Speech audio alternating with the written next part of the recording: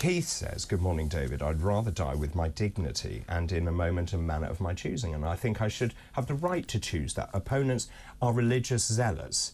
Opposed to that, we have Anne Forbes. Good morning to you, Anne. Anne says no, David, to assisted suicide, because once passed, the politics can then fiddle with the safeguards.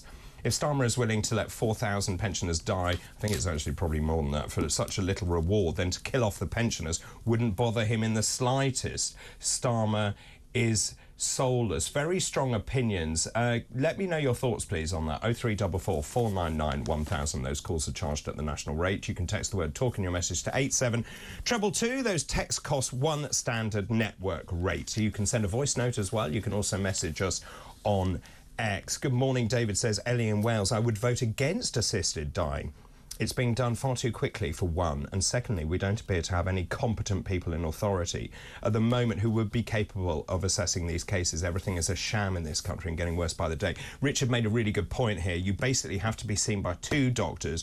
You have to have less than 6 months to live. You have to be of sound mental state. It then goes to a judge. The judge then can call anyone to give evidence, any one of those invested parties to give evidence. There's a cooling off period at that point. And crucially, and this is the really important bit for me, the patient has to administer the medication themselves. Yes. Do we know what medication they would use? Will it be pills? It would probably be liquid, actually. Right. As far as I'm aware. Liquid that they drink, right. They would drink it, but you have to then do it yourself. I mean, in many ways, that's quite barbaric. Yes, it is. Isn't it? Yes, I'm just imagining that awful moment, really, where you drink it, but I guess if that's what you've decided and that's what you want... But the flip side to this is you do it in a manner and time of your choosing. Yes. And a place of your choosing, with your family around you. Because the idea of shipping people off to Dignitas, to die in a cold clinical room, I think is disgusting. It's true, yes, and it's hard to imagine, isn't it? But I think we are going to get there, I think, you know, at some point. Vinny says, I have no position on assisted dying, but I might if I was put in that position. I think that's absolutely right. What one says now could and would change if I wanted a way out. I hope you get my meaning. Yeah, I agree, David. Sorry, Vincent, I do absolutely agree with that. And of course, every single individual case is different. My biggest worry about this is there is not enough parliamentary time.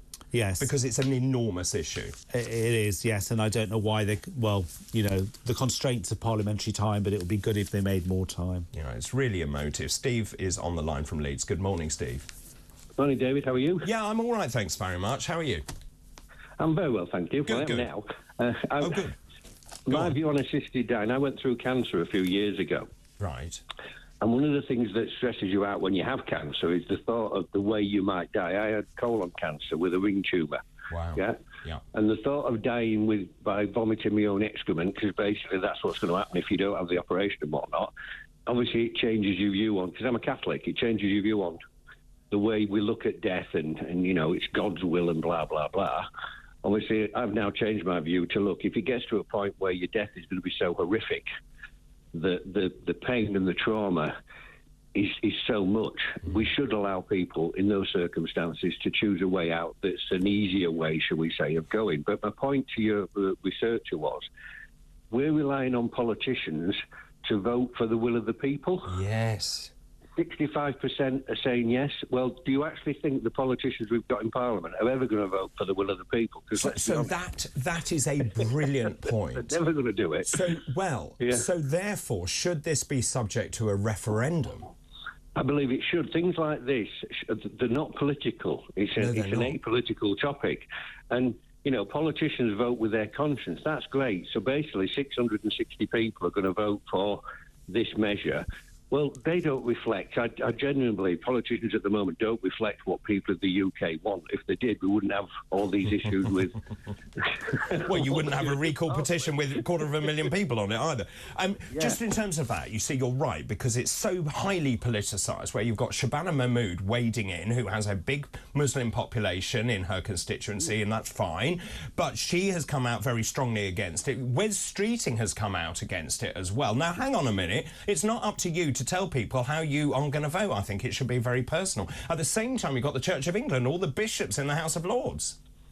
Yeah, you've got every... Oh, look, the whole premise of this is it's not up to somebody else to tell you how you are going to die.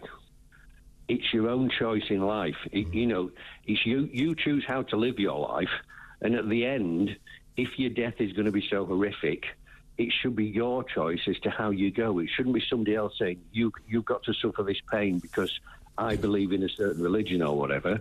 Great, but you're not the one going through that pain. The other person is. Yeah. Would if it passed, would that give you comfort whilst going through your treatment? Yes, and this question of, what happens if there's mission creep in the future? Yeah, and you know, we end up putting people to death because they're disabled or whatever. Well, surely that's down to politicians to vote for that. Well, it's down also to the legal framework, absolutely. Yeah, and it's not inevitable, is it? That people would have to physically say, all right, we're going to change the law. Yeah. Well, at that point, you've got the right to say, well, no, we're not. Yeah. So this idea that it's automatic, it's going to be easier and easier to get rid of granny, I think that's a pointless argument. Yeah. Somebody would have to vote for that. They don't just change the law. It doesn't just automatically, next year we'll make it anybody that's got 12 months to live will do it. Somebody, I'm sure, would have to physically put a bill forward to change it, and then you could say, well, no, we're not. Can I just put this to you? Graham, good morning to you in Wales. Graham says if we had better end-of-life care, I don't think we would need the assisted dying bill. I disagree. Well, to my mind, end-of-life care is assisted dying, because there comes a point where all the palliative care in the world won't stop the pain. Yes. You know, I had a friend who died from motor neuron disease, and he had great palliative care, but his death was traumatic because that is a disease that is a traumatic disease. So end-of-life, death at the end of your life, to me, is a form of palliative care. It's making sure at the very end that you don't suffer. I would agree. Totally. Yeah. Really good call, Steve. All right. Thanks very much, and I'm so pleased you are better as well. That's Steve in Leeds.